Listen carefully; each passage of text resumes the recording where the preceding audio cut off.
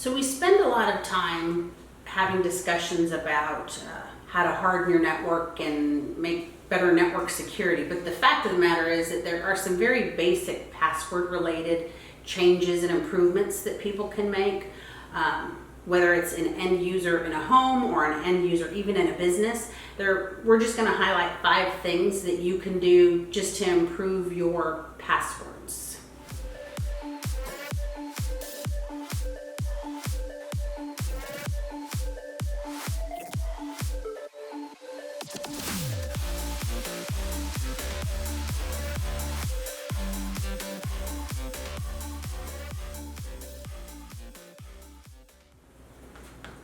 Yeah, I would say that probably the most common thing is people use the names of their children, they use anniversary dates, they use pet names. These are all things that they post on social media, things that are very easily accessible to the rest of the world, and it leaves them vulnerable. That's the most common thing that I see, the common mistake people use. I would say another one would be not using the exact same password for every single one of your accounts. So think about a hack. When you hear about some site, Target, any site that has been hacked, the point in getting those passwords is if you have that one password for somebody, you can try all the other sites with that exact same password and potentially gain access to other things that that person might have.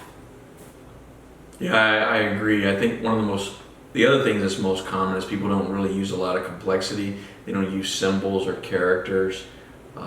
Another key thing is actually the length of the password is very important. I mean, 8 characters is pretty a good baseline, but if you could just extend that password into 12, even 15 characters, I know it might sound ridiculous to some people, but it is very helpful, especially when we're talking about banking websites, things that are very critical information where you could be compromised financially.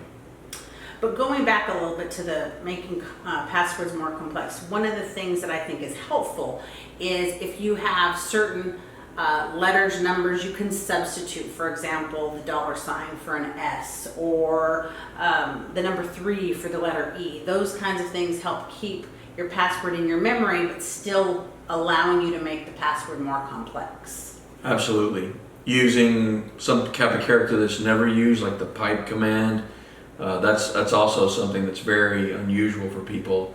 And saying that, some of you, unless you're probably a programmer or some kind of Unix developer, you probably won't even know what I'm talking about. No, but it's basically a symbol that goes straight up and down. It's not used in a normal sentence structure, and it's one that a lot of people don't even think about. So lastly, I would say probably the other thing is people keep their passwords forever. They'll change just a few characters, and if they do change it at all, but I would strongly suggest changing your password minimally every 3 to 6 months is a good practice to be. One of the easier things that people don't always realize is when you make a password change, you can actually make a slight variation. So you can keep the same password, but maybe add an exclamation mark or a number sign or an @ symbol at the end.